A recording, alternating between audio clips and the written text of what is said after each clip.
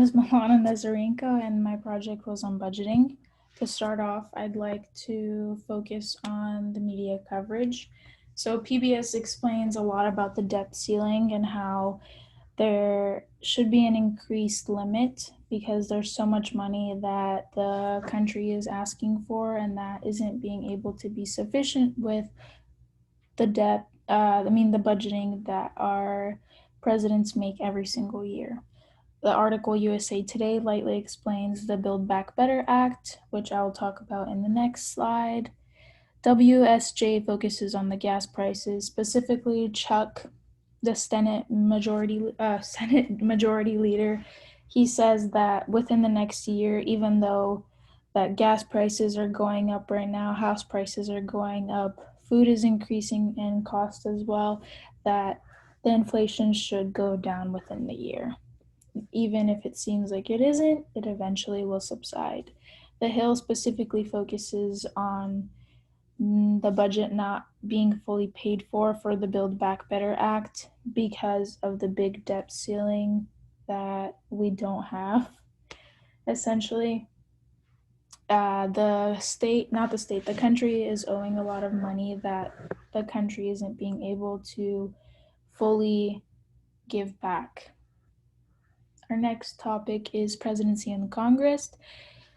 What I wanted to talk about is the Build Back Better Act. So we have different points that are covered. For one, we have Infrastructure Investment and Job Act. So because there's going to be more construction going on, that means more jobs are going to be opened up either within after the buildings are built or while they're being built. And this act is just trying to provide more jobs for all Americans.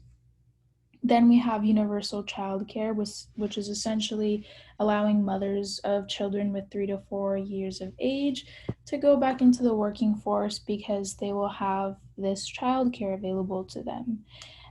Then we have investment into green energy. I guess it could just be boiled down to Tesla or solar power because we've been hearing a lot about that, which to an extent, I guess it is a good thing, but others are going to have to suffer in their own ways, I guess. Then we have affordable healthcare, which essentially is going to help a lot of people either afford good healthcare and get their proper care that they need. And lastly, we have lowering costs to strengthen the middle class.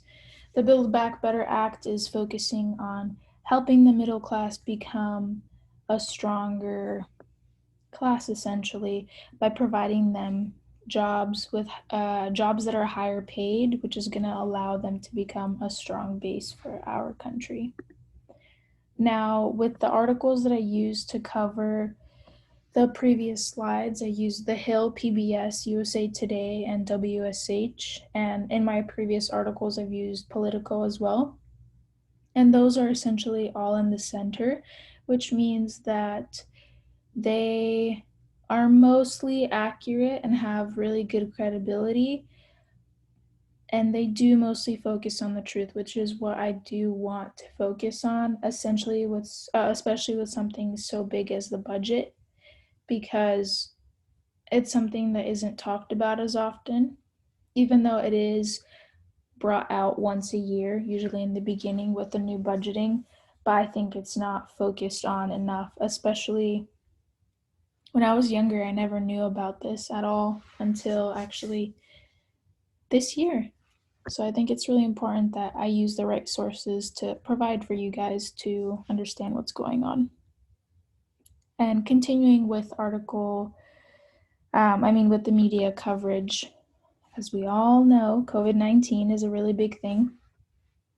The articles that I found mostly focus on where the budgets are coming from for the little cushion that we have of money.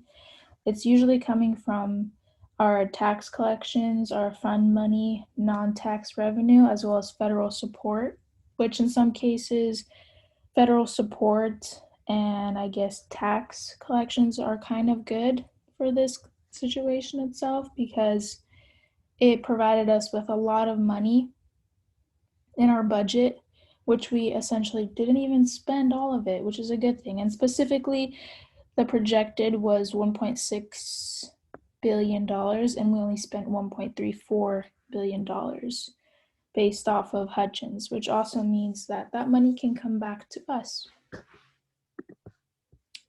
My overall thoughts on media coverage based off everything that I've looked at. I definitely know that there's more popular conversations that have more focus on them, like the Build Back Better Act, as well as the COVID pandemic, because they're currently happening right now. But I wish there was more articles on specific topics that aren't leaning more left or right, just because they are very important. On the same note, I do feel like it's still exponentially hard to find good articles that focus specifically on what you want to cover. Here I have the budgeting that President Trump made back in 2019. Here we could see that he spent 61% on military. He also spent money, he spent 2%, 5%, and 1% on health and energy, environment, and food and agriculture, which specifically I don't agree with, because those are all very important things and they all affect us very much so directly. Because if our environment isn't being supported, our food is definitely gonna be affected by it, which affects our health. It's a whole tumbleweed situation going on here. Now, with the new projected budget for 2022 with President Biden, there's a little bit more of a difference, especially with the amount of money that's being put in directly straight off the bat, 1.5 trillion for the year. But we do see the cut on military, only 50%. 5% of that is going to health, 4% is going to energy, and 1% is going to environment, which I guess it's a good thing that we increased the health projection of it, but I think that's only because of what's currently going on and what's popular with the COVID-19 pandemic. Here, I basically talked about the major differences between the two. But I do have a video here for you guys to watch. It's pretty quick. National Budget Office is boosting its projections for growth and inflation this year as the economy reopens more rapidly than anticipated. The CBO forecast GDP will jump by 7.4%. That is nearly double its estimate from back in February, thanks to fiscal stimulus, less social distancing, and more consumer spending. The CBO said that inflation will also rise sharply to 2.6% this year, but supply will catch up to demand next year and inflation will fall back to 2%. Now, employment will continue to improve this year, then surpass its pre-pandemic level by the middle of 2022, according to the CBO. The jobless rate will remain at or below 4% for several years. The deficit expected to hit $3 trillion this year. Now, that's less than last year, but triple the amount in 2019, and it represents 13.4% of GDP, the second largest amount since World War II. 2020 was the record. Now, through 2031, the deficit is forecast to average. Now, we could see with the budgeting depth that we're in that it has increased with President Biden, but I do think that's because of the current situation that we're in, which is kind of unavoidable since the whole world is experiencing it. But I think this video did give a little bit of good insight with everything and the budgeting that's happening right now. Reflecting, essentially, now I know a little bit more based off the research that I did make. And I still do think that we can make a little bit smarter decisions in where we decide to put the money in, especially knowing that a lot of the money goes to the military. Based off this, I do know, based off my research, that public figures are being affected by this, because in New York, Bill de Blasio, his state was underfunded, and now his following mayors are going to have to somehow get out from under the rock and figure it out. But that means that their state is going to suffer just a little bit, because with the limited budget that they have, they still have to be able to support their big state.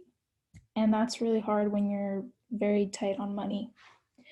And also, based off reflection, which kind of ties in back to the graphs, we could see that based off the National Priorities Project in 2015, 1.11 was spent on helping citizens specifically through military, which I guess it is a good thing when it's used in this amount compared to this ratio right here of 2.45 trillion used in mandatory spending, which was spent towards Medicare, Medicaid, and things like Social Security, which are all very good and they're directly helping us as citizens of the United States of America. And now, as a nursing student, I am a little afraid that budgets may get cut, which will affect my hospitals that I'll be attending future on, as well as having teacher cuts because of that directly in my school portion of nursing. When my hospital gets budgeted, that means I can't take care of my patients properly because I might have to say, well, patient A needs this medicine more than patient B, and nobody really gets what they need because of that. And I don't want there to be lack of good, proper ethics in the medical community because of this. And thank you for listening to my project.